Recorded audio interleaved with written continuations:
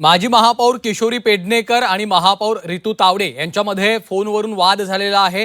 विशेष सभेच्या नियोजनासाठी पेडणेकरांनी पत्र दिलं, या पत्राला उत्तर आलं नाही, त्यामुळे पेडणेकरांनी संताप व्यक्त केलाय।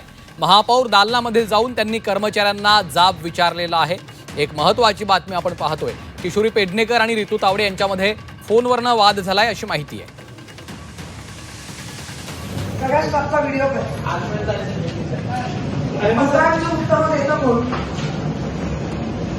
मी त्यांना नाही विचारलं, मी जरा पत्र दिल्या उत्तर येणं मॅडमना विचारून अपेक्षित असतं, त्यामुळे दुर्लक्ष करत हा घेणार नाही घेणार काय काम करतात।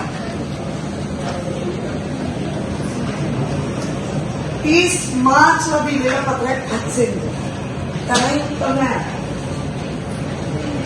तुम्ही म्हणायचं ना, मी पण महापौर म्हणली तुम्ही आतमध्ये येता मॅडम, हे द्यायचं का मग तुमचं आहे, दिला काय नाही उत्तर नाही दिलं, मी सांग दाखवा बरोबर। दुसरं तुम्हाला मी पत्र दिलं 20-24, त्याचंही उत्तर द्या, मला आता उत्तर मी आतमध्ये बसते दाखवा।